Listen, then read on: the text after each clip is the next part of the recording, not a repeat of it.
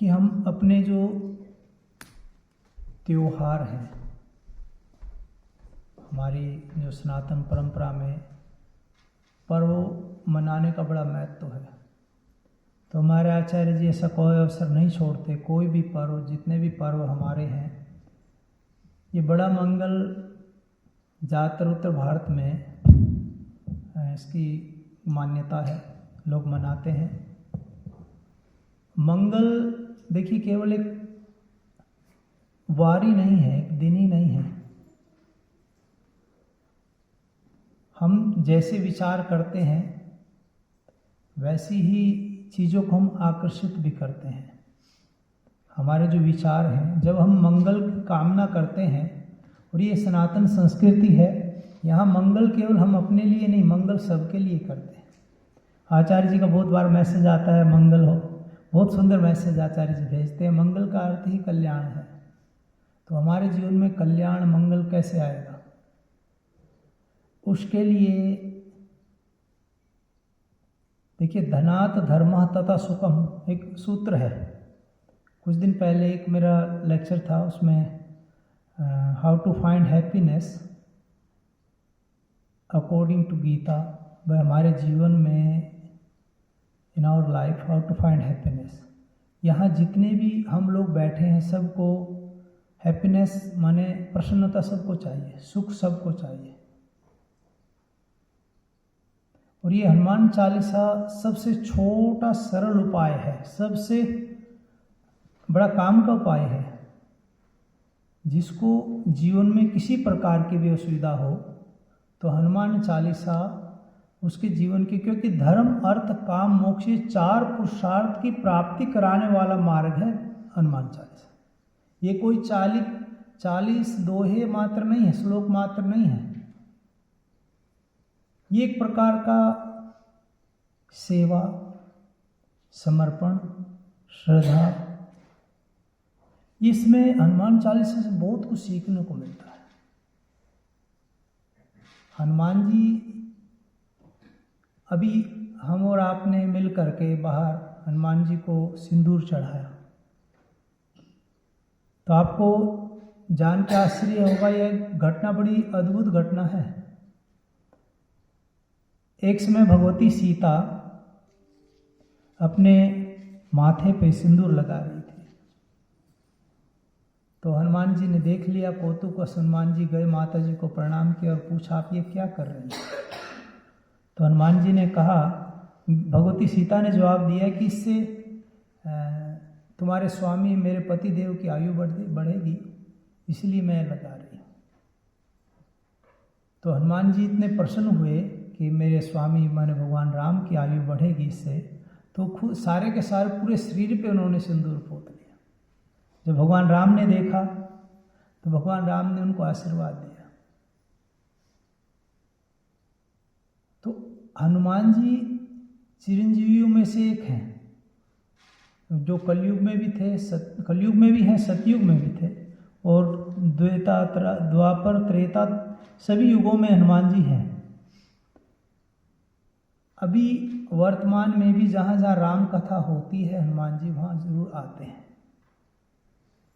तो जो भगवान को सिंदूर चढ़ा करके कामना करने से हमारी कामनाएं भी पूर्ण होती हैं। ये केवल एक बहुत अच्छे प्रयोग बताए हैं हनुमान चालीसा में। एक प्रयोग आचार्य जी कहा, किसी प्रकार की भी बंदी हो, बंदी मोचन का प्रयोग हनुमान चालीसा में, जो 7 बार पाठ कर कोई छोटी बंदी महासुख हो। जीवन में सुख चाहिए ना, तो हनुमान चालीसा का पाठ है। और इसके पीछे भाई यहाँ गारंटी किसकी है? कहा साकी गौरीसा, गौरीसा माने भगवान शंकर की गारंटी है ये, वो साक्षी है इस चीज के, कोई सामान्य आदमी की नहीं है यहाँ गारंटी। जैसे नोट पे लिखा होता है ना, उसमें धारक को, जैसे भारत में जो नोट होता है उसमें लिखा रहता है, वो एक प्रकार की गारंटी होती है। तो उसी प्रकार हनुमान चालीसा की में जो आपको अपने जीवन में, और ये देखिए केवल औरों के लिए नहीं है, 16वीं सदी में अकबर के समय में तुलसीदास जी का और अकबर जी का समय इक्वल है, वो समकालीन है। तो जब तुलसीदास जी की कीर्ति खूब फैली, तुलसीदास जी तो एक प्रकार के जनमानस के कवि मात्र नहीं है, वो संत हैं और अद्भुत हैं। तो उनकी कीर्ति अकबर तक पहुंची। अकबर ने उनको अपने दरबार में बुलवाया, ऐसी कथा आती है। तो अकबर के दरबार में अकबर ने उनसे कहा कि आप कुछ चमत्कार दिखाओ। तो उन्होंने कहा मैं क्या चमत्कार दिखाऊं महाराज, मेरे तो राम जी हैं जो चमत्कार दिखाने वाले, राम की कृपा से चमत्कार होते हैं, हमें तो कुछ चमत्कार का कुछ है नहीं भाई, मैं कोई जादूगर तो हूँ नहीं भाई आपको जादू दिखाऊंगा। तो अकबर गुस्सा हो गए, अकबर ने उनको कैद में डाल दिया। ऐसा बताते हैं 40 दिन तक तुलसीदास जी ने खूब हनुमान चालीसा का पाठ किया और 40वें दिन इतने बंदर आए कि अकबर की पूरी जेल, अकबर का महल, प्रसाद सारा बंदरों से भर गया और सैनिकों को काटने लगे बंदर। बंदरों के आतंक के सामने जब सैनिकों ने जाके महाराज को बताया कि इतने बंदर आ गए हैं, तो अकबर को राजा तो था ही साथ में, लेकिन बुद्धिमान भी था, ऐसा नहीं था कि मूर्ख नहीं था।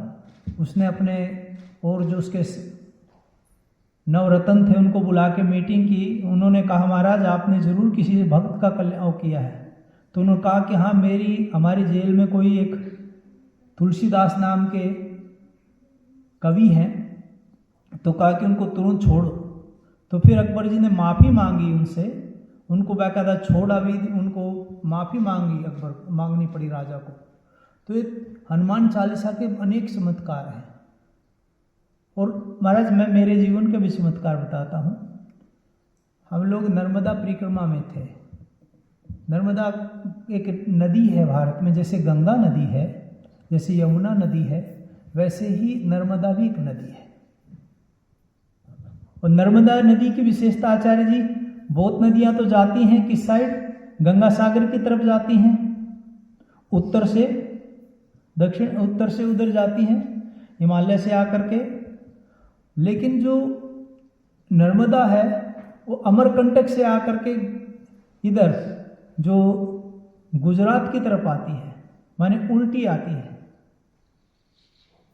और नर्मदा जी के बारे में प्रसिद्धि है, रेवा तटे तपकुरियात मरणम जाह्नवी तटे। भाई रेवा के किनारे तप करना चाहिए और मरने के लिए जाह्नवी माने गंगा का किनारा, ऐसा उक्ति है। तो वहाँ हमारे साथ एक महाराज थे, अभी तो दंडी स्वामी हो गए, दंडी स्वामी ब्रह्मानंद सरस्वती जी महाराज, तो वो थे। तो हमारा नित्य हर मंगलवार को हनुमान चालीसा का वो था, हनुमान चालीसा करने ही करनी है। कई 8-9 महीने यात्रा चली। तो हमने चमत्कार देखा कि हम जब हनुमान चालीसा का पाठ करते थे, महाराज कोई ना कोई बूंदी लेके मिलता ही था। एक भी ऐसी हनुमान चालीसा हमारी नहीं बीती, मंगलवार नहीं गया होगा जब हमें बूंदी का प्रसाद ना आया। माने हनुमान जी कहीं ना कहीं किसी न किसी की प्रेरणा करके बूंदी का प्रसाद आ जाता था। ये आप चकित हो गए। ऐसे जंगल में हम थे महाराज, वहाँ सूलपानी की झाड़ी है, वहाँ रोटी भी नहीं मिलती बहुत को, तो जंगल है भयंकर। वहाँ भी एक आदमी स्कूटर लेके पहुँच गया, महाराज आपके लिए प्रसाद लाया हूँ मैं। ये स्थिति है हनुमान जी की, ऐसी विशेषता है। कलयुग के तो देव हैं ही हैं। हनुमान जी श्रद्धा, सेवा, समर्पण के एक प्रकार से, जैसे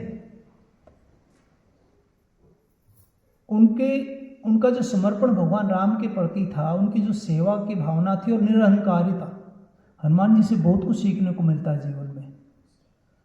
जो एक आप लोगों ने सुना भी होगा, जब विष्णु सहस्रनाम का पाठ करते हैं उसमें आता है भगवान विष्णु के लिए अमानी मानदह मान्य। जो अमानी है, मान की इच्छा न करता हो, मानदह दूसरे को मान देने वाला हो, वही मान्य है। तो हनुमान जी मान की इच्छा नहीं करते, हनुमान जी बिल्कुल कोई मान नहीं चाहते। जब रामायण लिखी गई, वाल्मीकि जी ने रामायण लिखी, आदि कवि वाल्मीकि हुए, और उन्होंने रामायण भी ब्रह्मा जी के कहने पे लिखी। तो जब रामायण लिखी जा रही थी तो उन्हीं दिनों हनुमान जी भी अपनी रामायण लिख रहे थे। आपको जान के आश्चर्य होगा, एक रामायण हनुमान जी ने भी लिखी है। तो जब वाल्मीकि जी भगवान शंकर को रामायण का बताने जा रहे थे तो वाल्मीकि जी की हनुमान जी से मुलाकात हो गई। तो वाल्मीकि जी ने कहा कि आप क्या कर रहे हैं? उन्होंने कहा मैं रामायण लिख रहा हूँ। वाल्मीकि जी ने कहा, इच्छा जाहिर की कि मैं क्या पढ़ सकता हूँ? हनुमान जी ने अपनी रामायण वाल्मीकि जी के सामने रख दी। तो वाल्मीकि जी ने हनुमान जी की रामायण पढ़ी और पढ़ करके वाल्मीकि जी उदास हो गए, माने चेहरा लटक गया उनका। तो हनुमान जी ने पूछा, क्या हुआ महर्षि, क्या हुआ? उन्होंने कहा, कुछ नहीं, तुम्हारी रामायण के आगे मेरी रामायण कौन पढ़ेगा? हनुमान जी ने कहा कि निश्चिंत रहिए आप। हनुमान जी उनको अपने कंधे पे बिठा करके रामायण हाथ में लेकर के रामायण समुद्र में प्रवाहित कर दी अपनी रामायण। उन्होंने कहा कि नहीं, मुझे यश नहीं चाहिए। यदि यश आपको ही मिलेगा, आपने इतना मेहनत किया है, इतना वो किया है, तो रामायण, तुलसी के रामायण या वाल्मीकि रामायण अनेक है, लेकिन जो आदि कवि वाल्मीकि रामायण है वो आज भी उससे अनेक रामायण लिखी गई। तो हनुमान जी ने अपना यश नहीं कमाया, अपने किसी प्रकार भी चाहते तो अपनी रामायण छपवाते। आजकल तो पंखों पे भी 3-3 जगह नाम लिखवाते हैं, पंखड़ियाँ होती है ना, 3-3 पीढ़ियों के नाम लिखवाते हैं एक पंखा जो डोनेट करता है। लेकिन हनुमान जी कहीं मान नहीं चाहते थे। ऐसा ही आचार्य जी जब पद मट रहे थे, किसी को सुग्रीव को किष्किंधा मिल गई, विभीषण को लंका मिल गई, अंगद जितने भी थे सबको कुछ ना कुछ, अंगद वो बन गए, युवराज बन गए। अब हनुमान जी की बारी आई, हनुमान जी को क्या मिले? तो सभी ने कहा कि हनुमान जी को वो कुछ ना कुछ तो मिलना चाहिए।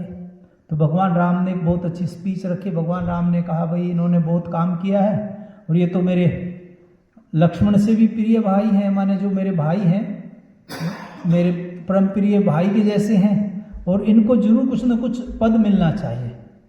तो हनुमान जी पद की इच्छा नहीं रखते थे। हनुमान जी ने कहा, महाराज अच्छा मैंने इतनी सेवा की। हाँ, बोले तुमने बहुत सेवा की है। कहा सुग्रीव से भी ज़्यादा? हाँ जी, सुग्रीव से भी ज़्यादा। ठीक है, तो फिर मुझे एक ही पद क्यों दिया जाए, मुझे 2 पद दिए जाए। तो राम ने सोचा ये तो फंस गया। ठीक है भैया, 2 पद मांग लो। उन्होंने 2 पद क्या मांगे पता है? भगवान राम जी के दोनों पैर मांग लिए, पैरों में जाके बैठ गए। ये हनुमान जी की भक्ति है।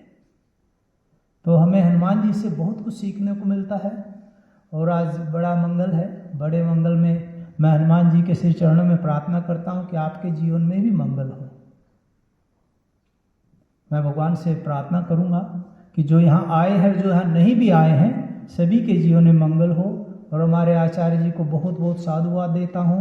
हमारे पंडित जी जो यहाँ मंदिर को संभालते हैं, और प्रेम जी को जिनका 17वां बर्थडे था, आज 17वां जन्मदिन था, उनको बहुत बहुत शुभ आशीर्वाद है। भगवती से प्रार्थना है कि आप स्वस्थ रहें, खुश रहें, और ऐसे ही सनातन धर्म की, ऐसे ही मंदिरों की, भगवान की सेवा में लगे रहें। और हमारे जो पंडित जी हैं, छोटे पंडित जी के नाम से ऋषभ जी को साधुवाद है। बहुत अच्छा ऋषभ जी ने, अब मैं देख रहा हूँ ऋषभ जी बहुत जल्दी सीखते हैं। अभी इनकी अंदर निश्चित ही एक भगवत, ये कहिए कि कोई ना कोई कृपा ही है भगवान की। और आप सभी वास्तव में साधुवाद और धन्यवाद के पात्र हैं। निश्चित ही आपके जीवन में कहीं ना कहीं आपके पुण्यों का उदय हुआ है, तभी भगवान के प्रति आपकी रुचि, या भगवान के प्रति आपकी निष्ठा, या सनातन के प्रति आपका प्रेम पैदा हुआ। इसके लिए सभी को मैं धन्यवाद का पात्र मानता हूँ और सभी के लिए भगवान से प्रार्थना करता हूँ।